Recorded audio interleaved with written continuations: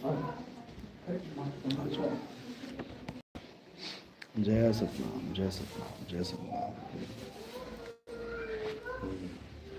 जय सतनाम, जय सतनाम। सतनाम साहिब जय सतनाम, जय सतनाम, जय सतनाम, जय सतनाम।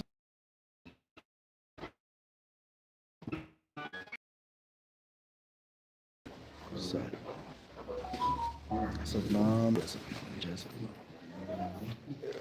साहिब,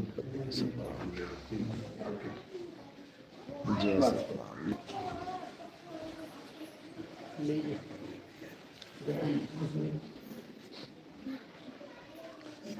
सतनाम साहिब, जय सतनाम, जय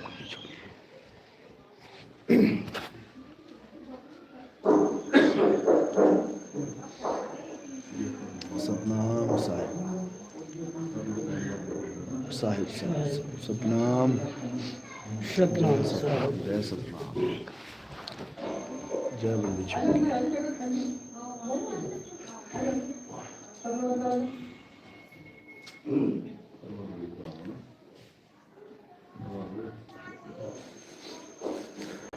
साहिब बंदी सतनाम। पानी देखो तो पानी। तो आज परमात्मा की अपार कृपा से ग्वालियर में ये मूल ज्ञान का प्रसार होने वाला है, सत्संग शुरू होने वाला है। बहुत बड़े भाग होते हैं उन जीवों के जो अपने पूरे जीवन काल में एक बार भी इस मूल ज्ञान को सुन पाते हैं, और उससे भी बड़े भाग होते हैं उन जीवों के जो इस मूल ज्ञान को थोड़ा सा भी समझ पाते हैं।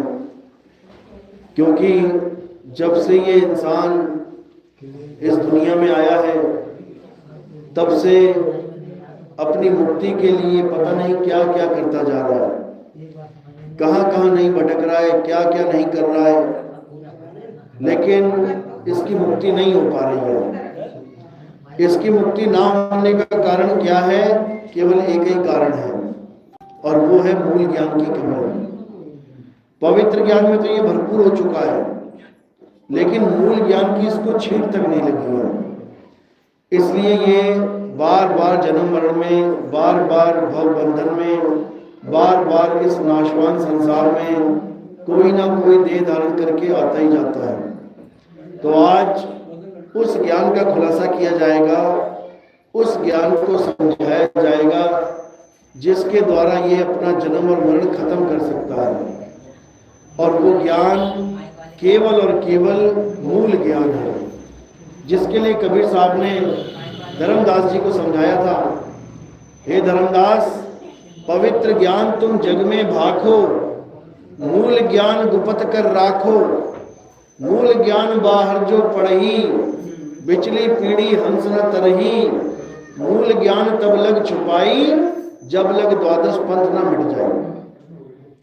यानी धर्मदास जी को कबीर साहब ने अच्छे से समझाया कि धर्मदास, जीवों को पवित्र ज्ञान तो खूब अच्छे से समझाओ, लेकिन मूल ज्ञान तो गुप्त कर रखो। मूल ज्ञान कब खोला जाएगा? जब उसका सही समय आएगा, तब पूरे संसार में इस मूल ज्ञान को खोल दिया जाएगा, और मालिक के जितने विवेकी हंस हैं वो अपने आप इस ज्ञान को सुन सुन के, समझ समझ के अपने आप विवेकी हो जाएंगे। फिर हमें कुछ करना नहीं पड़ेगा, फिर सब अपने आप ही होता चला जाएगा। और धीरे धीरे धीरे एक ऐसा मुहिम छिड़ जाएगा, एक ऐसा समय आ जाएगा जिसे कलयुग में सतयुग कहा जाएगा। जैसे आज से 600 साल पहले जब कबीर साहब इस संसार में आए तो उस काल को भक्ति काल बोल दिया गया। कलयुग में ही एक भक्ति काल चला है, जिसमें कबीर साहब, रविदास जी महाराज, मीराबाई, ये सब संत महात्मा आए और इन्होंने पूरा माहौल भक्तिमय कर डाला। इसलिए उसको भक्ति काल, भक्ति युग भी कहा जाता है। इसी प्रकार कबीर साहब कहते हैं कि जब ये मूल ज्ञान इस दुनिया में बढ़ चुके हैं, ये सब एक हो जाएंगे। एक करने वाली ताकत का क्या नाम होगा? सत्य। सत्य ही एक ऐसी ताकत है जो सबको एक कर सकती है। सत्य ही वो पावर है जो सबको एक झंडे के नीचे लाके खड़ा कर सकती है। इसीलिए कबीर साहब ने बोला था कि 13वें पंथ हम ही चले आए और सब पंथ मेट के एक पंथ चलाए। वो एक पंथ यानी एक रास्ता कौन सा होगा? वो सत्य पंथ होगा, सत्य का मार्ग होगा। और सत्य किसी का भी अपनी निजी वस्तु नहीं है कि केवल एक पंथ की ही वो अमानत है। वो सबका है, वो हर इंसान का है, वो हर जीव का है, वो सबकी संपत्ति है। बस अपनी अपनी संपत्ति को हम समझ नहीं पा रहे हैं, हम भूले बैठे हैं, इसलिए भिखारी बने बैठे। भीखा भूखा कोई नहीं, सबकी गठड़ी लाल, और गांठ खोल देखा नहीं, ताते भया कंगाल। यानी सबके पास वो सतनाम का खजाना है, सबके पास वो सत्य है। एक भी ऐसा जीव नहीं है जिसके पास सत्य नहीं है, लेकिन सत्य को ना जानने के कारण ये बेचारा दर दर की ठोकरें खा रहा है। अभी तो फिर भी अच्छे भाग हैं जो इंसान जन्म में बैठे हुए हो, अच्छे अच्छे कपड़े पहन के बैठे हो, जैकेट पहन के बैठे हो। एक बार 84 में चले गए, एक बार कुत्ता बिल्ली हाथी घोड़ा बन गए, उसके बाद कोई ना पूछता हाल, उसके बाद कोई ना उड़ाता कंबल, कोई ना पूछता पानी का गिलास। प्यासे ही भटक रहे हैं, भूखे भटक रहे हैं, किसी का किसी से कोई मतलब नहीं रह जाएगा। लेकिन मालिक की कृपा है कि आप इंसान जन्म में बैठे हैं, बुद्धि विवेक लेके बैठे हैं, तो इस बुद्धि विवेक को जितना इस्तेमाल कर सकते हैं कर लें, क्योंकि उसके बाद बुद्धि विवेक नहीं मिलेगा। उसके बाद केवल अपना चारा ही सूंघ के खा सकते हो। गाय को चारा दो, पहले सूंघेगी कि खाने लायक है कि नहीं, तब खाएगी। इससे ज्यादा कुछ नहीं है उसके पास। उसके पानी में 4 मक्खियां फेंक देना, थोड़ा सा उठा के मिट्टी फेंक देना, वो डाल देगी मुंह, पानी पी लेगी। लेकिन तुम्हारे गिलास में थोड़ी सी मिट्टी डाल दे कोई, तुम्हारे गिलास में एक मक्खी डाल दे पानी में, कोई पी लोगे क्या? नहीं पियोगे। ये बुद्धि विवेक है। इसलिए इस बुद्धि विवेक को हमने इस संसार में तो खूब लगा लिया, पढ़ लिए, लिख लिए, डॉक्टर बन गए, इंजीनियर बन गए, बड़े आदमी बन गए, लेकिन परमात्मा को पाने के लिए, अपनी मुक्ति का साधन प्राप्त करने के लिए हम बुद्धि विवेक लगा ही नहीं पाए। हम पत्थरों को पूजने लग गए, हम नदियों को पूजने लग गए, हम आग को, हवा को, पानी को पूजने लग गए। बुद्धि विवेक तब कहाँ चला गया हमारा, जो हम अपनी आत्मा को ही नहीं जान पाए। तो आज का सत्संग इसी आत्मज्ञान पे निर्धारित रहेगा। हमें खोजना क्या है, आज इस सत्संग में आपको सब समझाया जाएगा। तो पहले परमात्मा के नाम पे एक जयकारा लगा लेंगे और फिर सत्संग शुरू करेंगे। बोलिए परमपिता परमात्मा की, सतगुरु बंदी छोड़ कबीर साहिब की, मदन साहिब की, सतगुरु दीवान जवाहरपति साहिब की, सतगुरु वैरागपति साहिब की, सभी संतों की, सभी भक्तों की, करीनापुर धाम की, आए हुए संतों की, आए हुए भक्तों की, इस गांव नगर बस्ती की, आज के आनंद की, सकल हंसो बंदगी। कहे कि ईसाइयों के गुरु है, वो एक ऐसे गुरु है जिसको हर धर्म ने, हर पाठ ने स्वीकार किया। गुरु ग्रंथ साहब में वाणी है, हिंदुओं में मंदिरों के जाके देखो क्या लिखा है, भर ले गई नदी न घटे नीर, दान दिए धन ना घटे, कह गए संत कबीर। दान पेटी पे लिखवा रखा है हिंदुओं ने। मुसलमानों क्या चला जाओ तो कबीर साहब को पीर फकीर बोल के पूजा जाता है, उनकी वाणियां पढ़ी जाती हैं। यानी हर जगह कबीर साहब को स्वीकारा गया है, उनकी जो सत्य वाणी है उसको स्वीकारा गया है। लेकिन जो कबीर साहब के मूल भेद हैं, जो गुप्त रहस्य हैं, उनको कोई नहीं जान पाता। इसलिए वो एक तरह से कि पानी तक पहुंच तो गए, लेकिन ऊपर ऊपर ही पानी को देख के आ जाते हैं, उसकी गहराई को नहीं नाप पाते। कबीर साहब की जो ज्ञान की गहराई है उसको कोई समझ ही नहीं पाता कि कहाँ तक की बात करते हैं। लोग सोचते हैं समाज सुधारक हैं, समाज सुधारने आए थे। कोई कहता है कि पाखंडवाद खत्म करने आए थे, कोई कहता है अच्छी अच्छी बातें बताने आए थे, कोई कहता है कवि थे, कविताएं लिख के चले गए।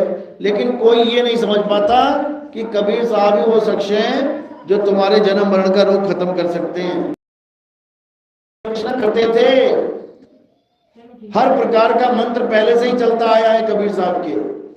लोग सोहम सोहम जपते आ रहे हैं। शिव महापुराण में, गरुड़ महापुराण में, देवी भागवत महापुराण में, हर पुराण में सोहम का मंत्र है। श्वासों पे अजपा जाप चलता है। ओम सोहम का मंत्र लोग जपते आ रहे हैं कबीर साहब से पहले। ये जितने भी नाथ पंथी हैं ये सब ओम सोहम का नाम देते हैं अपने चेलों को, और कबीर साहब से बहुत पहले से चलते आ रहे हैं। तो कबीर साहब के आने का मकसद ये नहीं था कि तुम्हें कोई मंत्र दिया जाए, तुम्हें कोई नाम दिया जाए, तुम उसको जपो और तुम्हारा बेड़ा पार हो जाए। ऐसा कोई मंत्र नहीं है जो इस आत्मा का बेड़ा पार कर सके। क्यों नहीं है? क्योंकि सारे मंत्र आत्मा के द्वारा ही बनाए जाते हैं। ये तुम्हें जितने भी अक्षर दिखाई दे रहे हैं, ये दीवारों पे देखो, ये अक्षर हैं। इन्हीं अक्षरों के द्वारा मंत्र बनते हैं। हरे रामा, हरे कृष्णा, ये सब अक्षर हैं। ये नीले अक्षर, पीले अक्षर, लाल अक्षर जितने भी लिखे गए हैं, किसने बनाए? ये मंत्र कहां से आए? ये अक्षर कहां से आए? बस तुमने अगर इतना विचार कर लिया तो तुम्हारी बुद्धि विवेक जाग जाएगा, और उसके बाद तुम असत्य को त्याग दोगे। ये जितने भी नाम लिखे गए हैं सब क्या हैं? ये हिंदी, यहाँ तो हिंदी के लिखे हैं, पंजाब में जाओगे तो पंजाबी के लिखे हैं, अरब देश में जाओगे अरबी के लिखे हैं, अंग्रेजों के यहाँ जाओगे अंग्रेजी में लिखे हैं। ये किसने लिखे हैं? ये किसने बनाए हैं? ये इतने अक्षर किसने बना दिए? ये भाषाएं किसने बनाई हैं? इंसानों ने बनाई हैं। जो चीज इंसान बना रहा है उसको जबकि इंसान कैसे पार हो जाएगा? बनाने वाला बड़ा होता है या बनने वाला? मैंने एक कांच का गिलास बनाया, मैं बड़ा हूं या कांच का गिलास? गुरु ग्रंथ साहब में कबीर साहब ने बहुत सारी वाणियां बोली है। अंक नंबर 340 पे क्या बोल दिया कबीर साहब ने? कहते ओ अंकार आदि में जाना, लिखे और मेटे ताही ना माना। कहते हैं ठीक है, तुम कहते हो ओंकार सबसे बड़ा है, मान लेते हैं, लेकिन वो नहीं मानेंगे जो लिखा और मिटाया जाए। जो लिखा और मिटाया गया वो सत्य हो ही नहीं सकता। सत्य कभी मिट सकता है क्या? सत्य को कभी कोई मिटा ही नहीं सकता। लेकिन अगर तुम सोच रहे हो कि रा और मां ये नाम सत्य है तो ये लिख के मिटाया जा सकता है। अगर तुम सोच रहे हो अल्लाह ये नाम सत्य है तो लिख के मिटाया जा सकता है। अगर तुम सोच रहे हो वाहे गुरु ये नाम सत्य है, लिख के मिटाया जा सकता है। अभी कागज पे लिखो, अभी मिटा लो। कितनी देर लगेगी? जितनी देर लिखने में लगी उतनी मिटाने में लग जाएगी। लेकिन जो सच्चा नाम है वो ना तो लिखा जा सकता है ना मिटाया जा सकता है। उसको अलेख कहते हैं, अमिट कहते हैं। अमिट, उसको कोई लिख नहीं सकता, उसको कोई मिटा नहीं सकता, उसको सार शब्द कहते हैं। आप कबीर बीजक पढ़ेंगे, उसमें बिल्कुल साफ लिखा हुआ है कि अगर तुम बचना चाह रहे हो मौत से, मृत्यु से, काल से, क्या करना पड़ेगा? सार शब्द गही बाची हो, मानो एतबारा, अक्षर पुरुषिक पेड़, निरंजन वाकी डारा। कहते हैं अगर बचना चाहते हो काल से तो सार शब्द की बात करो भाई। सार शब्द को चीनो। सार शब्द ही मुक्ति का दाता है, सार शब्द ही सत भक्ति है। अगर सार शब्द की जगह ये हिंदी के नाम, पंजाबी के नाम, उर्दू के नाम तुम जपते भी रहे तब भी तुम्हारा कल्याण नहीं होगा। जैसे किसी को प्यास लगी है तो पानी पीने से उसका गला गीला होगा, ना कि हिंदी का नाम जपने से, अंग्रेजी का नाम जपने से, अरबी का नाम जपने से। है ना अलग अलग नाम? जल, वाटर, नीर, तोय, पानी, कितने नाम है उसके? सारे नाम जप लो तुम, कभी तुम्हारा गला गीला होने वाला नहीं है। बल्कि पानी पानी करते करते प्यासा ही मर जाएगा। तो कबीर साहब यही समझा रहे हैं कि पानी पानी जपना नहीं है भाई, पानी पीना है। पानी पीने से तुम्हारा कल्याण होगा, ना कि जपने से।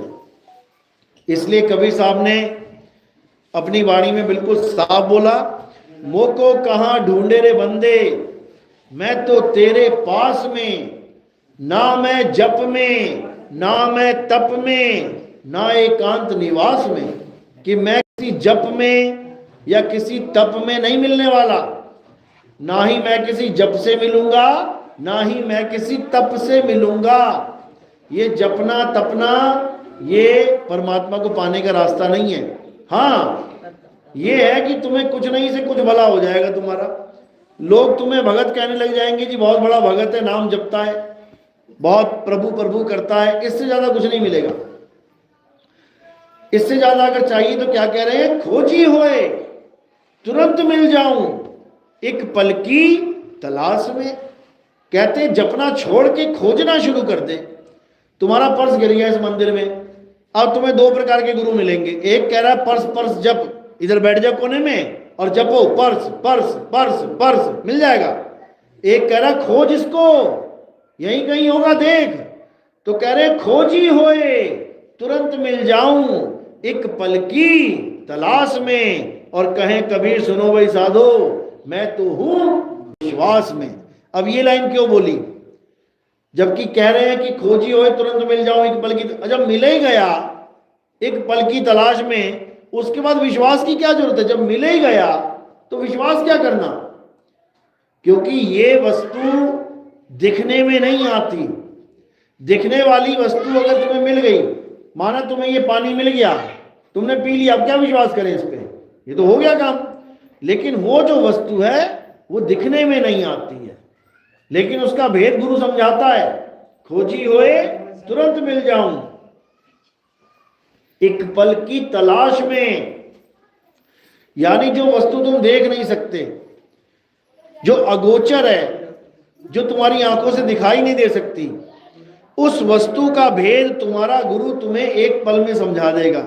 एक पल के अंदर, with in a single second, आपको उस वस्तु का ज्ञान हो जाएगा, उस वस्तु का भेद पता लग जाएगा, वो मेरी वस्तु कहां पे है। लेकिन उसके बाद तुम्हें पूरा विश्वास करके गुरु के बताए मार्ग पे चलना पड़ेगा, तभी वस्तु मिलेगी। जैसे एक आदमी को पानी नहीं मिल रहा था, भटकता रहा पूरे शहर में। एक गुरु मिल गया उसको, उसने पूछा बाबा जी पानी कहाँ है, मुझे पानी चाहिए। बाबा क्या कहता है, बेटा जहां तू खड़ा है ना, यहीं खोदना शुरू कर दे और नीचे ही पानी मिल जाएगा तुझे। अब उस आदमी की भटकना खत्म हो गई, अब वो कहीं नहीं जाएगा। अब वो कहां खोदेगा, जहां खड़ा है वहीं खोदेगा। लेकिन खोदने से पहले उसके मन में एक विश्वास नाम की चीज होनी चाहिए कि गुरुजी ने बताया है कि पानी यहां मिलेगा तो यहीं ही मिलेगा। फिर इधर उधर की बात नहीं होनी चाहिए, फिर थोड़ा सा भी शंका नहीं होनी चाहिए कि पता नहीं मिलेगा कि नहीं मिलेगा, ये नहीं सोचना। फिर तो खुदाई चालू कर। जो पूरे विश्वास के साथ खुदाई करेगा उसको पानी मिलेगा, क्योंकि पानी नीचे ही है। इसी प्रकार कबीर साहब कहते हैं कि उस वस्तु को जान जो तेरे पास पड़ी है, कहीं दूर जाने की जरूरत नहीं पड़ेगी। वस्तु कहीं ढूंढे कहीं, कैसे लागे हाथ, और गुप्त वस्तु तब मिले भेदी लीजिए साथ। गुप्त वस्तु कब मिलेगी, जब भेदी लीजिए साथ। भेदी लीना साथ में, दीनी वस्तु लखाए, और कोटि जन्म का पंथ था पल में पहुंचा जाए।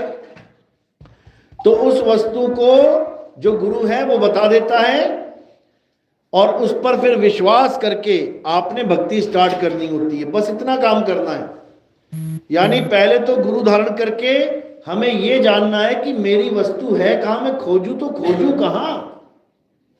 जैसे किसी ने एक सुई ली और यहां पे इस गद्दे में हल्की सी दवा के अंदर को कर दी। अब क्या बोल रहा है किसी को, जा पूरे शहर में ढूंढ कहां है वो सुई। उसको पूरा जन्म बीत जाएगा ढूंढते ढूंढते। लेकिन अगर कोई एक आदमी और बैठा है यहाँ पे, वो उसकी मदद कर दे, क्या करे, बस इशारा कर दे, यहाँ पे आके बस एक बार ऐसे कर दे इशारा, ये है, बोले कुछ ना, बस इशारा कर दे, तो उसकी दौड़ सारी खत्म हो जाएगी और वो केवल उस उंगली के इशारे की तरफ पहुंच के वस्तु को प्राप्त कर लेगा। इसको बोला है वस्तु कहीं ढूंढे कहीं, कैसे लागे हाथ, गुप्त वस्तु तब मिले भेदी लीजिए साथ। भेदी लीना साथ में, दीनी वस्तु लखाए, और कोटि जन्म का पंथ था पल में पहुंचा जाए। कहते करोड़ों जन्म बीत जाते तुम्हारे उस वस्तु को ढूंढते ढूंढते, लेकिन अब एक पल में वो काम हो गया जो करोड़ों जन्म में भी ना हो पाता। तो अब क्या करना है? अब जो हमें उसका भेद प्राप्त हो गया है, अब उसकी विधि प्राप्त करनी है कि पता तो लग गया परमात्मा कहाँ है, लेकिन उसको पाएं कैसे? अब जो विधि है वो भेदी गुरु समझाता है, उसको ध्यान विदेही कहते हैं। ध्यान विदेही यानी देह से परे उस विदेह आत्मा का ध्यान करें तो कैसे करें? कई लोग बड़े कंफ्यूजन में रहते हैं, कहते हैं परमात्मा कहाँ है, परमात्मा कहाँ है। हमारे गुरुजी कहते हैं परमात्मा शरीर में रहता है, यानी हमारे शरीर में परमात्मा रहता है, तुम्हारे शरीर में तुम्हारा परमात्मा, हमारे शरीर में हमारा परमात्मा। कई लोग कहते हैं परमात्मा श्वासों में रहता है, ये श्वासें जब तक चल रही हैं, जब तक काया चल रही है, श्वासें खत्म हो जाती हैं तो काया खत्म हो जाती है, परमात्मा तो श्वासों में ही रहता है। कई कहते हैं कि परमात्मा नाभि में रहता है, नाभि में ध्यान लगाओ। कई कहते हैं परमात्मा हृदय में रहता है, हृदय में ध्यान लगाओ। दुनिया भर के गुरु दुनिया भर का ज्ञान देके एक परमात्मा को अलग अलग तरह से लोगों को बांट के रख देते हैं, जबकि परमात्मा ऐसी किसी जगह पे नहीं रहता जो जगह नाशवान है। परमात्मा काया में रहता होता तो बताओ किसकी काया नष्ट होती? परमात्मा को बाहर निकलना पड़ता रो रो के। परमात्मा काया में रहता तो काया सदा जिंदा होती। परमात्मा श्वासों में रहता तो श्वास कभी खत्म ना होती। परमात्मा नाभि में होता तो नाभि का कभी अंत ना होता।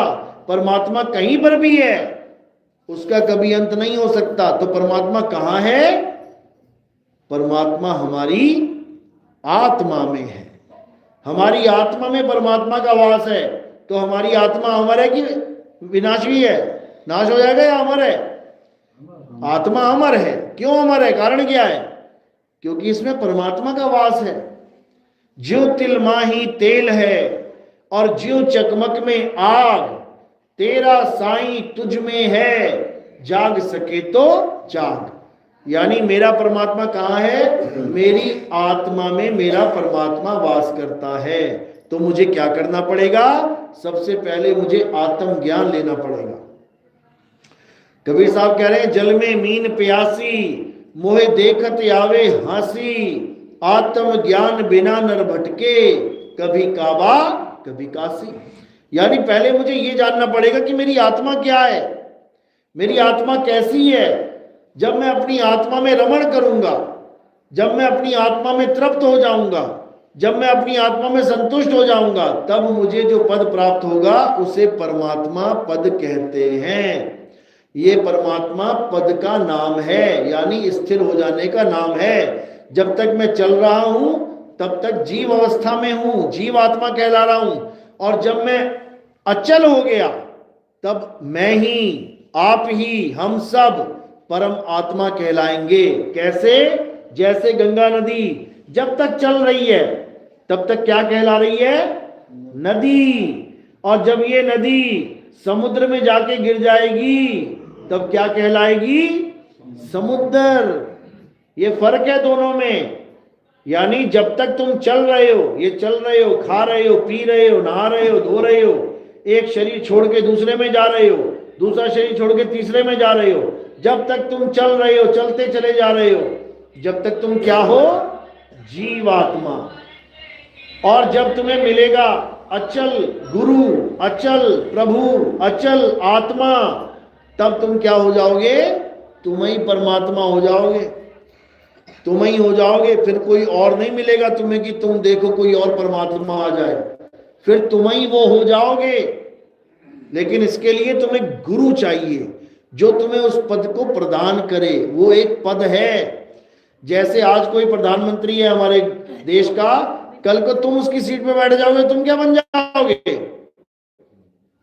तुम क्या रह जाओगे? आम जनता रह जाओगे क्या? अगर उस सीट पे तुम बैठ गए तुम प्रधानमंत्री हो जाओगे, तुम्हारे बाद कोई और बैठ गया वो भी प्रधानमंत्री हो जाएगा।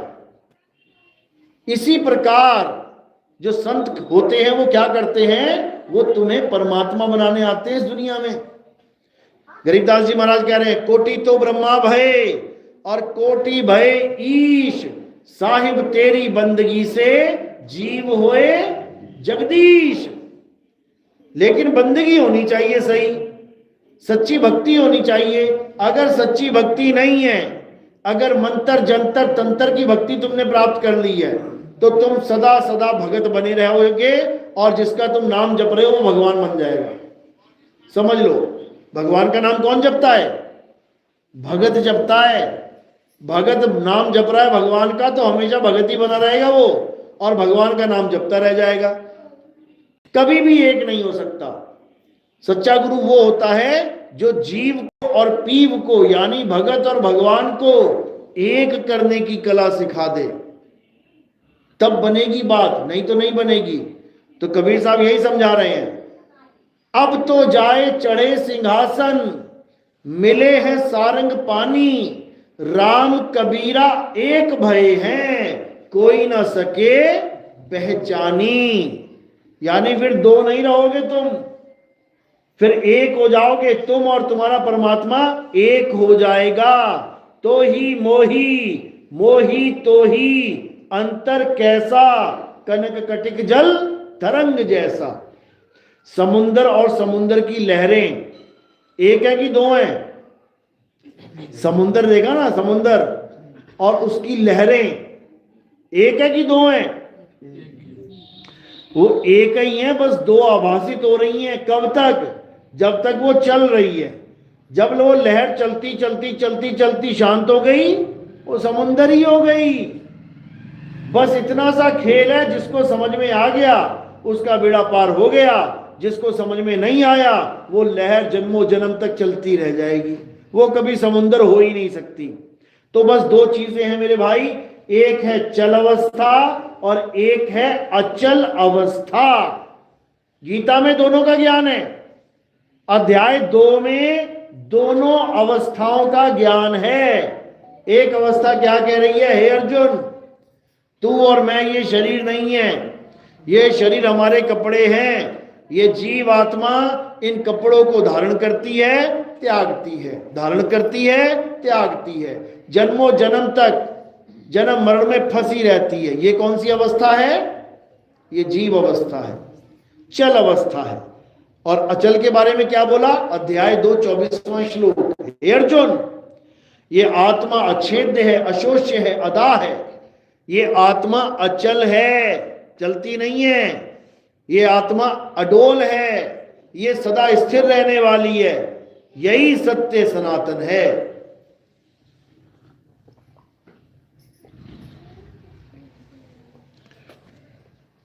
तो दोनों अवस्थाओं का ज्ञान गीता में दे दिया गया, लेकिन ना पढ़ने वाले समझ पाए, ना समझाने वाले समझ पाए। तो क्या करने लगे? गीता पढ़ते रहे और पत्थर पूजा करते रहे, गीता पढ़ते रहे, मंत्र पूजा करते रहे, गीता पढ़ते रहे, हवन यज्ञ करते रहे। इससे कुछ नहीं होने वाला। गीता में बिल्कुल स्पष्ट बता रखा है, अध्याय 3 17वां श्लोक, हे अर्जुन, जो अपनी आत्मा में रमण करते हैं, जो अपनी आत्मा में तृप्त हैं, जो अपनी आत्मा में संतुष्ट हैं, उनके लिए कोई धार्मिक कर्म कर्तव्य लागू ही नहीं होता। उनको किसी मंदिर में जाने की जरूरत नहीं है, उनको किसी मस्जिद में जाने की जरूरत नहीं है, उनको किसी गुरुद्वारे में, चर्च में जाने की जरूरत नहीं है। ऐसी बात नहीं कि मंदिर जाना, चर्च जाना, गुरुद्वारे जाना बुरा है, बिल्कुल नहीं। ये उसी प्रकार है जैसे एक छोटा सा बच्चा पहली क्लास में जाता है, दूसरी क्लास में जाता है, तीसरी, चौथी, पांचवी में जाता है। अच्छी बात है, जाता है, लेकिन क्या पहली क्लास में पढ़ता पढ़ता पढ़ता डॉक्टर बन सकता है? क्या दूसरी क्लास में सदा सदा रह जाए इंजीनियर बन सकता है? क्या 5वीं क्लास सारी उम्र 5वीं में रहे साइंटिस्ट बन सकता है? कभी नहीं बनेगा। हाँ, अंगूठा छाप नहीं रहेगा, नाम लिख लेगा अपना, जहां मर्जी लिखवा लो, लेकिन ज्ञानी नहीं कहलाएगा। इसी प्रकार मंदिर, मस्जिद, गुरुद्वारे, चर्च हमारी प्राथमिक पाठशाला है। हमें भगवानों के बारे में, देवताओं के बारे में, हमें ज्ञान के बारे में कहां से पता लगेगा? जब हम मंदिर जाएंगे, हम देवी देवताओं की पूजा करेंगे, राम जी की पूजा करी, कृष्ण जी की पूजा करी, कभी मन करेगा कभी ना कभी, अरे कृष्ण जी ने ज्ञान भी बोला था एक, कौन सा? गीता का, चलो वो भी पढ़ के देख लेते हैं। अब कृष्ण जी से प्यार ही नहीं होगा तो गीता कब खोलोगे? अल्लाह से प्यार नहीं होगा, कुरान कब खोलोगे? किस किस ने कुरान पढ़ी, हाथ खड़ा करो। क्योंकि अल्लाह से प्यार ही नहीं है, हमारा अल्लाह है ही नहीं है, तो कुरान क्यों पढ़े? इसी प्रकार अगर हम मंदिर नहीं जाएंगे तो हम यही कहेंगे कि हमारा कृष्ण जी क्या लगता है जो हम उसकी गीता पढ़े। इसलिए लोग अपने बच्चों को मंदिर लेके जाते हैं ताकि उनको भगवानों से प्यार हो। आज भगवान से प्यार होगा तो कल को भगवान के ग्रंथ से प्यार होगा। आज पापा जी अच्छे लग रहे हैं तो पापा जी की बातें भी अच्छी लग रही हैं, और जिसके पापा से लड़ाई हो जाती है उसकी, तो पापा की बातें अच्छी लगती हैं क्या? कहते बुढ़ा मरेगा कभी ये। ऐसे ही होता भाई, माँ बाप से प्यार है तो उसकी बातें भी प्यारी लगेंगी, और माँ बाप से प्यार नहीं है तो उसकी बातें जहर लगेंगी। इसी प्रकार हमें बचपन में भगवान से, देवी देवताओं से प्यार करने के लिए भेजा जाता है कि जाओ सेवा करो, कृष्ण जी को नहलाओ धुलाओ, कपड़े पहनाओ, भोग लगाओ। वो खा रहे हैं क्या तुम्हारा लड्डू? तुम्हारा लड्डू खा लेंगे कभी? खिला के दिखा देना तुम, कभी ना खाएंगे। लेकिन फिर भी तुम जा रहे हो उनको भोग लगाने, क्यों? प्रेमवश। और ये प्रेम तुम्हें आगे जाके तरक्की देगा। कैसे? उनकी गीता पढ़ने के लिए मजबूर कर देगा। कभी टीवी में, मोबाइल में तुम सुनोगे कि कृष्ण जी ने अरे बड़ी अच्छी बात करी, तुम्हारे अंदर एक चेतना जागे कि अच्छा जिसकी मैं पूजा करता था वो इतना अच्छा ज्ञान भी देता है, पढ़ के देखूं जरा। उसके बाद धीरे धीरे धीरे धीरे धीरे पढ़ते पढ़ते तुम्हें समझ में आने लगेगा कि कितना ऊंचा ज्ञान दे रखा है, और मैं केवल पत्थर पूछ के जन्म बर्बाद करके चला गया। समझ लो, एक टीचर, स्कूल में टीचर होता है ना, दो चीजें हैं वहां पे। एक तो टीचर खड़ा है सामने, जाओ रोज माथा टेक के आ जाओ, जाओ रोज माथा टेक के आ जाओ, जाओ रोज माथा टेक के आ जाओ। और एक है उस टीचर का ज्ञान, जो रोज जाओ पढ़ो सीखो घर को आओ, रोज जाओ सीखो पढ़ो घर को आओ। अब दोनों लड़कों का जब एग्जाम होगा, माथा टेकने वाले का और ज्ञान समझने वाले का, जब दोनों के आगे पेपर आएगा तो कौन पास होगा? माथा टेकने वाला। जो रोज माथा टेक के आता था टीचर का, वो फेल हो जाएगा, और जो टीचर से ज्ञान लेगा वो पास हो जाएगा। इसी प्रकार कृष्ण जी का माथा टेकने वाला, जो रोज माथा टेक के लड्डू खिला के आ रहा है, वो अंत समय में फेल हो जाएगा। और जो कृष्ण जी की गीता सुन के, समझ के, विचार करके उसको ज्ञान को धारण करेगा, वो पास हो जाएगा। इसीलिए मैं बार बार कहता हूं भाई, मूर्ति पूजा छोड़ो और ज्ञान से मन जोड़ो, आत्मा से अपनी सूरत को जोड़ो, फिर देखो क्या होता है। लेकिन लोगों को समझ में नहीं आता, वो सोचते हैं कि मैं विरोध करता हूं उनके धर्म का। बिल्कुल भी नहीं, हम तो खुद कबीर पंथी हैं भाई, हम तो गीता छाप के बैठे हैं, हम खुद गीता छाप के बैठे हैं। क्योंकि जहां पर भी सत्य लिखा है उसको स्वीकार करना हमारा धर्म है, क्योंकि हम सत्यवादी हैं, हम सत्य धर्मी हैं। तो कहीं भी सत्य लिखा, चाहे कुरान में सत्य लिखा हो, अगर कुरान में लिखा है कि झूठ बोलना पाप है, तो सही लिखा कि गलत? तो भैया सबके लिए सही है, यूनिवर्सल ट्रुथ है, कौन उसको झूठ बोलेगा? वही गीता में लिखा है, वही कुरान में लिखा है, वही गुरु ग्रंथ साहब में लिखा है, वही बाइबल में लिखा है। तो ये हमारा धर्म है कि हम हर सच्ची बात को माने और उसको अपनाएं। इसमें झगड़ा किस बात का है कि तुम्हारी कुरान में लिखा होगा? भैया हमारे लिए नहीं लिखा है, सबके लिए लिखा है। तुम्हारी बाइबल में ये लिखा होगा, हमारे लिए, सबके लिए लिखा है। तुम्हारी गीता में लिखा होगा, हमारे लिए, सबके लिए लिखा है। क्योंकि ये ग्रंथ मानवता के उद्धार करने के लिए ही बनाए जाते हैं। अच्छी अच्छी बातें किसके लिए बनाई जाती हैं? किसी एक आदमी के लिए? सबके लिए, सबके लिए। समझो, इतने बड़े बड़े ग्रंथ बने हैं सबके लिए। उन ग्रंथों को पढ़ो, समझो, और उसमें जो सत्य है उसको अपनाओ। लेकिन कुछ बातें ऐसी होती है ग्रंथों में जो भेद होते हैं, रहस्य होते हैं, वो पढ़ने के बाद भी समझ में नहीं आते। जितना मर्जी पढ़ लो समझ नहीं सकते जब तक भेदी गुरु ना हो। उस बात का, उस ज्ञान का भेद जिस गुरु के पास नहीं है वो पढ़ के भी नहीं समझ पाएगा। जैसे सोई गुरु पूरा कहावे, दो अक्षर का भेद बतावे, एक छुड़ावे एक लखावे, तब प्राणी निज घर को जावे। अब ये वाणी पता नहीं कितने गुरुओं ने पढ़ ली, सारे गुरुओं ने पढ़ ली। सोई गुरु पूरा कहावे, दो अक्षर का भेद बतावे। अब ये दो अक्षर में सबकी जान अटकी पड़ी है। कोई कह रहा है दो अक्षर क्या हैं, ओम और सोहंग दो अक्षर हैं, जबकि ओम और सोहंग दो अक्षर है ही नहीं, वो तो दो शब्द हैं। अक्षर का मतलब क्या होता है, भाषा की इकाई। जैसे अंग्रेजी भाषा की इकाई क्या है, उसके अक्षर क्या हैं, ए बी सी। तो अगर दो अक्षर अंग्रेजी के बोलने हो तो कोई भी दो अक्षर ले लो, ए बी हो गए दो अक्षर, सी डी हो गए दो अक्षर, एक्स वाई हो गए दो अक्षर। हिंदी के लेने हैं तो आ हो गए दो अक्षर, का पा हो गए दो अक्षर, ना ला हो गए दो अक्षर। ये दो अक्षर हैं। लेकिन आ ओ म कितने हो गए, तीन हो गए। स ओ हंग चार हो गए। ये चार अक्षर शब्द बन जाएंगे मिलके। दो या दो से ज्यादा अक्षर मिलके क्या बनाते हैं, शब्द। लेकिन यहां शब्द की बात नहीं चल रही है, यहां अक्षर की बात चल रही है। सोई गुरु पूरा कहावे, दो अक्षर का भेद बतावे, एक छुड़ावे। अब का और पा में से क्या छुड़ाएं, ला और मा में से क्या छुड़ाएं और क्या लखाएं, बी और सी में से क्या छुड़ाएं क्या लखाएं, ये किसी के समझ में नहीं आती बात। अब ये क्या है अक्षर दोनों, इसको समझना पड़ेगा। पहला अक्षर है 52 अक्षर। 52 अक्षर यानी इंसानों के द्वारा बनाए हुए अक्षर, चाहे वो ABCD हो, चाहे वो आ ई ई काखा गा हो, चाहे वो पंजाबी में ऊड़ा एड़ा ईड़ी हा सस्सा हो, चाहे वो अरबी में अलिफ बे ते पे हो। ये सारे अक्षर छोड़ दो, एक छुड़ाए यानी लिखने पढ़ने बोलने वाले सारे अक्षर छोड़ दो। अब जब हमने सारे अक्षर छोड़ दिए, अब क्या नाम जपोगे, हिंदू क्या नाम जपेगा? जब सारे अक्षर ही छोड़ दिए तो हिंदू के पास कौन सा नाम बचा? मुसलमान क्या जपेगा?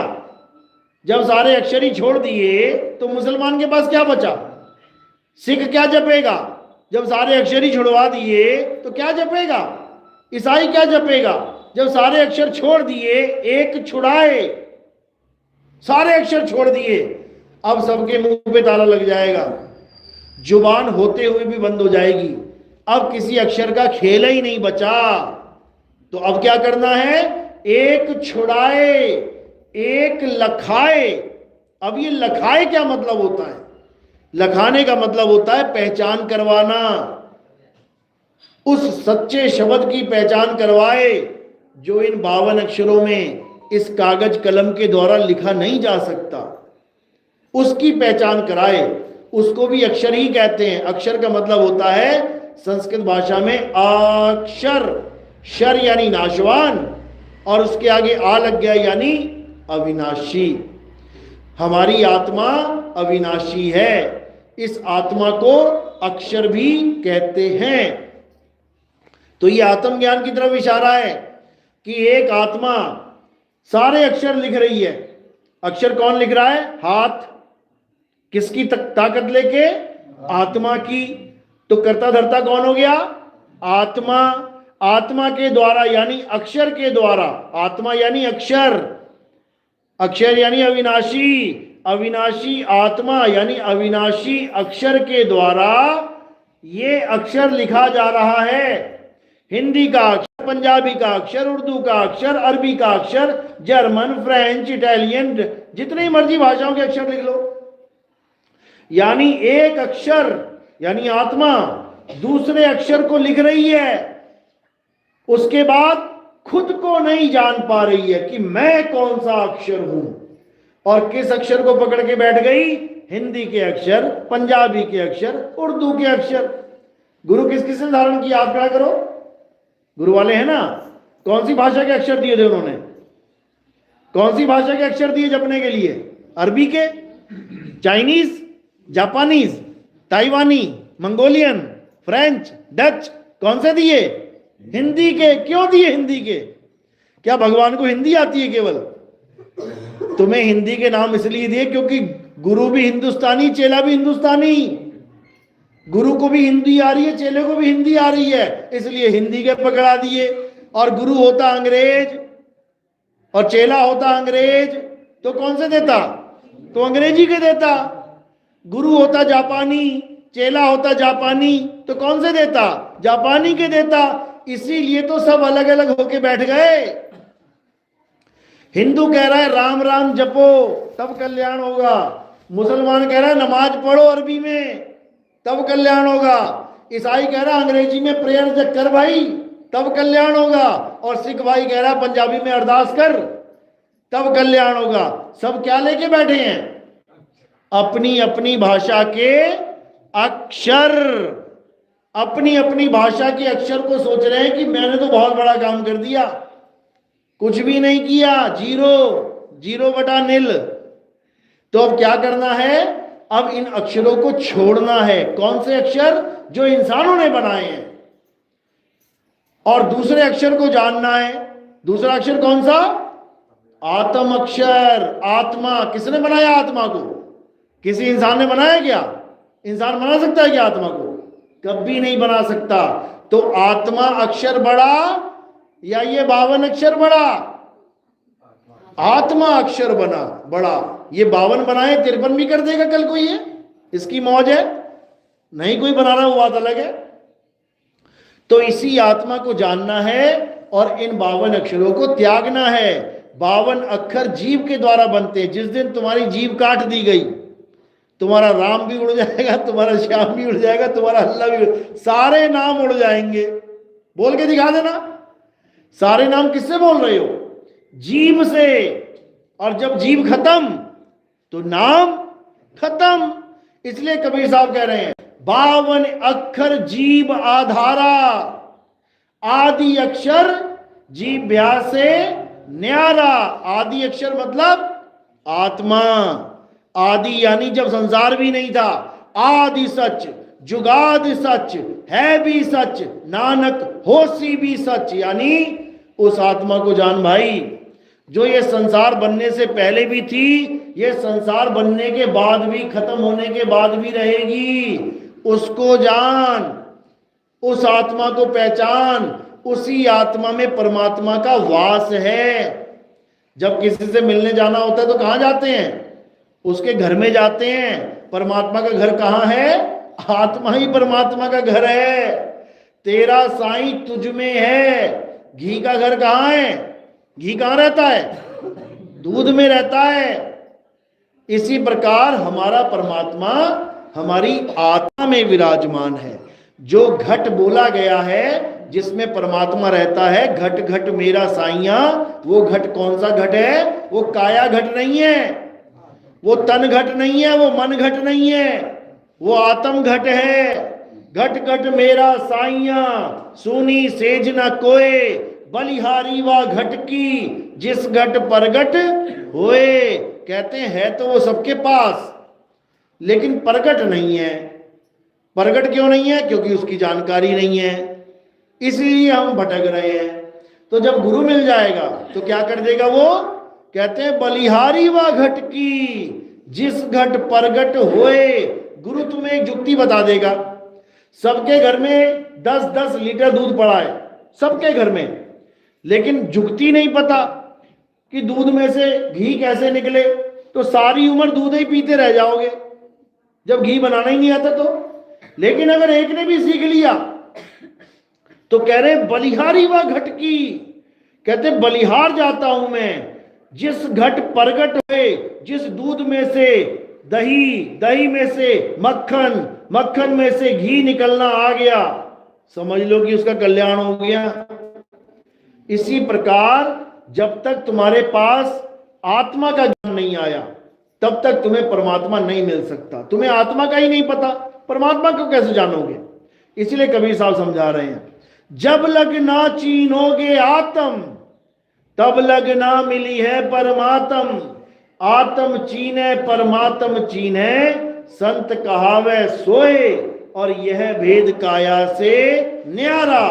बूझे बिरला कोई। परमात्मा को पाने के लिए इस काया के किसी भी अंग पे ध्यान करने की जरूरत नहीं है। आंखों में, कान में, नाक में, कहीं पर भी, नाभि में, श्वास में, चक्रों में, कहीं पर भी ध्यान करने की जरूरत नहीं है। क्यों? क्योंकि काया नाशवान है। हमने कहां ध्यान करना है? हमने काया से परे ध्यान करना है। काया से परे। काया से परे कौन है? काया से परे आत्म तत्व है। वही आत्मा इस काया को चला रही है। सारी ताकत काया किससे ले रही है? आत्मा से ले रही है। और क्या किसके द्वारा ले रही है? सूरत के द्वारा ले रही है। जैसे ट्रांसफार्मर, जैसे थर्मल प्लांट लगा है तुम्हारा शहर के बाहर, और तुम्हारे घर में बत्तियां जल रही हैं, तो कहां से ताकत ले रहे हो? थर्मल प्लांट से। और किसके जरिए ले रहे हो? तार के जरिए। थर्मल प्लांट थोड़ी नहीं आ रहा तुम्हारा कमरे में घुस जा रहा आके, वहां से एक तार आ रही है। वो तार क्या है?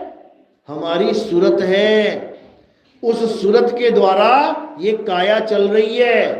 वही सूरत इस संसार में उलझी पड़ी है, इसीलिए हम उस परमात्मा को प्राप्त नहीं कर पा रहे हैं। यानी हम अपने ध्यान के द्वारा चल रहे हैं। ध्यान संसार में फंसा है। ताकत कहां से ले रहा है? आत्मा से ले रहा है। लेकिन वापस हम नहीं जा पा रहे हैं। कारण क्या है? वही ध्यान संसार में फंसा है। तो कबीर साहब यही समझा रहे हैं, सूरत फंसी संसार में, तासे पड़ गई दूर, और सूरत बांध स्थिर करो, आठों पहर हुजूर। यानी अब हमने क्या करना है? अब हमने अपने ध्यान को कहां पे जोड़ना है? उस शब्द गुरु में जोड़ देना है, उस आत्मदेव में जोड़ देना है। तो जब ध्यान आत्मदेव में जुड़ेगा तो आत्मा विदेह है। तो ध्यान जब विदेह में जुड़ा तो क्या बन गया? ध्यान विदेही। और जब उसकी प्राप्ति होगी तब क्या हो जाएगा? नाम विदेही। तो कबीर साहब वाणी में कह रहे हैं, ध्यान विदेह और नाम विदेहा, 2 लख पावे मिटे संदेहा। तब जन्म मरण का संदेह खत्म हो जाएगा और सदा सदा के लिए तुम अपने सत्य स्वरूप को प्राप्त कर लोगे। सत्य स्वरूप को प्राप्त करने से क्या लाभ होगा? सत्य स्वरूप को प्राप्त करने से तुम ऐसे आनंद में डूब जाओगे जो कभी खत्म ही नहीं होता। ये दुनियावी आनंद क्या है? ये शुरू में तो आनंद देते हैं, लेकिन उसके बाद नीरस काम हो जाता है। जैसे किसी ने कार ली, शुरू में तो खूब मजा आएगा, उसके बाद तो कपड़ा मारने को भी तुम्हारा मन ना करे। शुरू में खूब चमकाओगे। नई शादी हुई, बड़ा अच्छा लगेगा, 1 साल बाद उसकी शक्ल देखने को भी मन नहीं कर रहा है। नई नौकरी लगी, बड़ा अच्छा लगा, उसके बाद खुद ही कह रहे हो कहां फंस गया यार, मैं तो लग रहा कि जीवन ही बर्बाद हो गया, इतनी टेंशन, इतना दिमाग खराब। यानी हर चीज में तुम्हें शुरू में तो अच्छा लगेगा, लेकिन उसके बाद तुम्हारा जीवन नीरस हो जाएगा। लेकिन सत्य के साथ जुड़ना एक ऐसा आनंद है जो कभी खत्म ही नहीं होगा, जिसे हम कहते हैं सत्य चित आनंद। बोलते हैं ना, सच्चिदानंद भगवान की जय। कैसे बोल देते हैं फटाक से, जय। अरे कोई भगवान थोड़ी नहीं है वो। सच्चिदानंद कौन सा भगवान है? कौन सा भगवान है सच्चिदानंद? राम भगवान है, हनुमान भगवान है, कृष्ण जी भगवान है, शंकर जी। ये सच्चिदानंद भगवान कौन है भाई?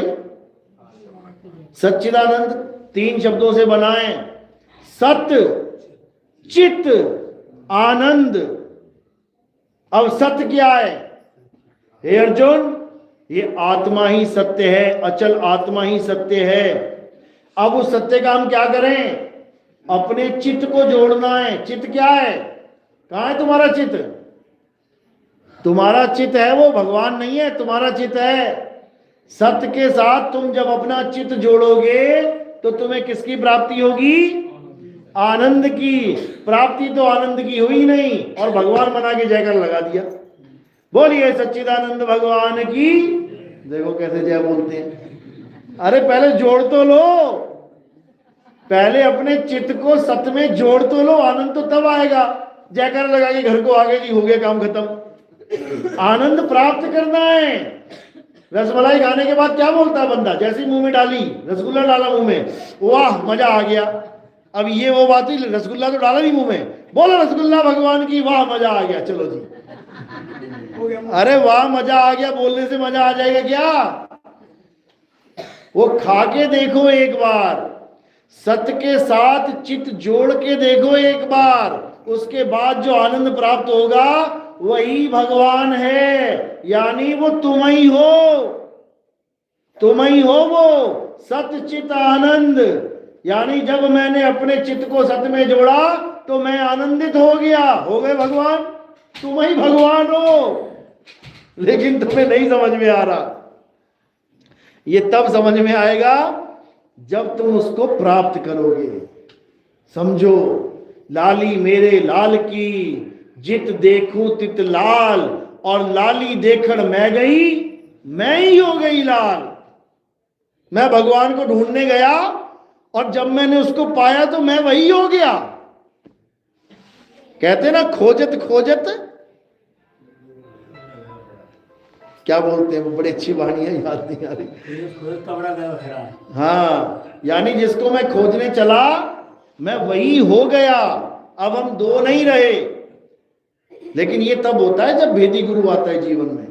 तो हमने क्या करना है, इस सत्संग का सार क्या है? एक लाइन का सार है, नाशवान चीजों से दूर हो जाओ और अविनाशी आत्मा में जुड़ जाओ, बस, और कुछ नहीं करना है। अविनाशी आत्मा यानी परम आत्मा, समझ लो, अचल आत्मा, उसी को आत्म देव कहते हैं, उसी को आत्म राम कहते हैं, और कुछ नहीं करना है। खुद ही निर्णय लो, ये फूल नाशवान है कि अविनाशी? नाशवान है ना, पूछने की जरूरत नहीं ना, छोड़ दिया। ये लिफाफा नाशवान है कि अविनाशी? नाशवान है ना, इसकी पूजा नहीं करेंगे। ये तार नाशवान है कि अविनाशी? नाशवान। ये पत्थर की मूर्तियां नाशवान है कि अविनाशी? नाशवान। करेंगे पूजा?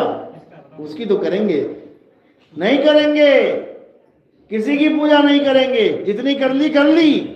अब आगे का ज्ञान पकड़ेंगे, अब हमें आत्मा तक पहुंचना है। हे अर्जुन, जो अपनी आत्मा को जान लेते हैं, जो अपनी आत्मा को पहचान लेते हैं, उनका जन्म मरण सदा सदा के लिए खत्म हो जाता है। और जो नाशवान तत्वों में उलझे रह जाते हैं, वो बार बार जन्म मरण में धक्के खाते हैं। बिल्कुल क्लियर लिखा है गीता में, लेकिन हमें समझ में नहीं आ रहा है, इसीलिए बार बार जन्म मरण के चक्कर में पड़े हुए हैं। तो अब क्या करना है? अब अपनी बुद्धि विवेक को जगाओ, असत्य जिसका नाश हो जाता है उसको त्यागते चले जाओ, और जो अविनाशी है उसको पकड़ते चले जाओ, तुम्हारा कल्याण हो जाएगा। और अविनाशी कौन है इस दुनिया में? केवल एक है, और वो है आत्मा, इसके अलावा कुछ नहीं है। आत्मा का नाम तो सुना है सबने, कोई नया नाम तो नहीं है आत्मा, सबने सुना है। वो प्रेत आत्मा मत समझने लग जाना, भूती आत्मा, प्रेत आत्मा, काली आत्मा, डरावनी आत्मा, ये वो आत्मा नहीं है। ये वो आत्मा है जिसके द्वारा आप उठ रहे हो, चल रहे हो, खा रहे हो, पी रहे हो, दौड़ रहे हो, भाग रहे हो, नाच रहे हो, गा रहे हो। ये उस आत्मा की बात चल रही है। सब अपनी अपनी आत्मा लेके आए हो, घर तो नहीं छूट गई किसी की, बैठ बैठ के नीचे गिर गई हो कहीं, चूल्हा चौका करते हुए वहीं छोड़ के आ गई कहीं रसोई के पास, लेके आई हो, हाथ लगा के देखो जरा एक बार, लाई भी हो कि नहीं साथ में। जो हंस रही हो ना, जो हंस रही हो, जो हिल रही हो, इसका मतलब आत्मा है, हाथ लगाने की भी जरूरत नहीं है। टेस्टर कहाँ लगाया जाता है? जहां पर पता ना हो करंट है कि नहीं है, वहां टेस्टर लगाते हैं, बत्ती जलती है तो हाँ ठीक है, और नहीं जलती है तो नहीं है। लेकिन यहां टेस्टर लगाने की जरूरत नहीं है, यहां देख के पता लग जाता आत्मा है कि नहीं है। अगर आदमी हिल रहा है, डुल रहा है, खा रहा है, पी रहा है, सांस चल रही है, इसका मतलब आत्मा है। और मुर्दा पड़ा हुआ है नाली के किनारे, सांस देखी नहीं चल रही, दिल धड़क रहा नहीं चल रहा, इसका मतलब आत्मा नहीं है। अब जब आत्मा तुम्हारे पास है तो एक बार सोचो वो होती कैसी है, सोच के देखो कि आत्मा कैसी होती होगी। आत्मा है क्या? शरीर तो समझ में आ गया, 5 तत्वों का शरीर है, आंख, कान, नाक, बाल, खाल, सब कुछ पड़ा हुआ। आत्मा कैसी होगी? आत्मा काली है, गोरी है, लंबी है, छोटी है, मोटी है, चौड़ी है, कैसी है? ठंडी है, गर्म है, लाल है, गुलाबी है, पीली है, कैसी होगी ये आत्मा? इसी को जानना है। जैसे पंखा चल रहा है, जिसको नहीं पता करंट कैसा होता है, वो सोचेगा ये पंखा कैसे चल रहा है, ये अपने आप चलता है क्या? ज्ञानी पुरुष क्या कहेगा? नहीं नहीं, अपने आप नहीं चलता ये, इसको कोई चलाता है। अच्छा, कौन चलाता है इसको? वो जो तार लगी है ना, उसमें एक चीज है। क्या चीज है? उसमें करंट है। अच्छा, ये करंट से चलता है? हाँ। करंट कैसा होता है? लाल होता है, काला होता है, पीला होता है, गुलाबी होता है, बड़ा होता है, छोटा होता है, कैसा होता है? अरे वो ऐसा नहीं होता। तो कैसा होता है? बताओ क्या? हाँ, ले हाथ लगा। और जैसे ही हाथ लगाएगा वो करंट में, कहेगा अरे बाप रे बाप। अब उसे पूछो कैसा था? लाल था, गुलाबी था, पीला था, काला था, नीला था, लंबा था, चौड़ा था, कैसा था? कहता भैया मैं ना बता सकता कैसा था, लेकिन था बड़ा खतरनाक। बस यही है आत्मा। जिस दिन में उस करंट को जान लिया ना, ये तो केवल लोहे को चला रहा है, और ये आत्मा किसको चला रही है पता है? हवा को, पानी को, आग को, धरती को, आकाश को, ये पांचों तत्वों को चला रही है। इसीलिए बोलते हैं नानक एको सिमरो नानका, जो जल थल रहा समाए, और वाही को क्यों सिमरिए, जो जम्मे और मर जाए। कहते उसको जान जिसकी वजह से तेरे अंदर चल रहे हैं ये प्राण, ये सांस लो। किसकी वजह से? आत्मा की वजह से। आत्मा ने शरीर को छोड़ दिया, ये सब प्राण बघेरू उड़ जाएंगे तुम्हारे। इसलिए आत्मा को जानो। हे अर्जुन, आत्मा ही सत्य है, आत्मा से बड़ा इस दुनिया में कोई नहीं है। बोलिए आत्मदेव की सदा ही जय हो। सतनाम साहिब। चलो, तो आज का सत्संग यही समाप्त करते हैं। और अब आरती का समय है। आरती किसकी करते हैं हम पत्थर की आरती नहीं करते, हम कैलेंडर की आरती नहीं करते, हम किसी फोटो की आरती नहीं करते। हम किसकी आरती करते हैं? आत्मदेव की आरती करते हैं। अब आत्मदेव को बुलाना पड़ेगा। कहां रह गया आत्मदेव? कहां है आत्मदेव? मेरे पास आत्मा है, बस उसी आत्मा की आरती होती है। हमारे यहाँ गुरु को शरीर नहीं माना जाता। हमारे यहाँ गुरु को क्या माना जाता है? संत को क्या माना जाता है? आत्मा। संत हमारी आत्मा, हम संतन के जीव, और संतन हम में रमी रहे, जीव माखन में घीव। तो हमारे यहाँ आत्मा की पूजा होती है, आत्मा की आरती होती है। कोई भी गलती से भी मुझे शरीर मान के आरती ना करे, नहीं तो उसकी आरती सफल नहीं होगी, पूर्ण नहीं होगी। तो गुरु को आत्मा मान के आरती करना है। यानी पंखे की तरफ देख के ये नहीं सोचना है कि करंट पंखे जैसा होता है। जिसने करंट खा लिया वो अच्छे से समझ रहा है मैं किसकी बात कर रहा हूं। तो ये आत्मज्ञानी ही जान सकता है कि कौन सी आत्मा की पूजा हो रही है और किसकी पूजा हो रही है। खैर, तो अब जयकारा लगाएंगे और उसके बाद आरती शुरू करेंगे। आरती का समय आ गया? कोई बात नहीं। बोलिए परमपिता परमात्मा की, सदगुरु बंदी छोड़ कबीर साहिब की, सदगुरु मदनपति साहिब की, सदगुरु दुलमपति साहिब की, दीवान जवाहरपति साहिब की, सदगुरु मोहनपति साहिब की, सदगुरु राम अनुराग साहिब की, सदगुरु राम सेवक साहिब की, सदगुरु वैरागपति साहिब की, कलीनापुर धाम की, सभी संतों की, सभी भक्तों की, इस गांव नगर बस्ती की, आज के आनंद की, सकल हंस को बंदगी साहिब की।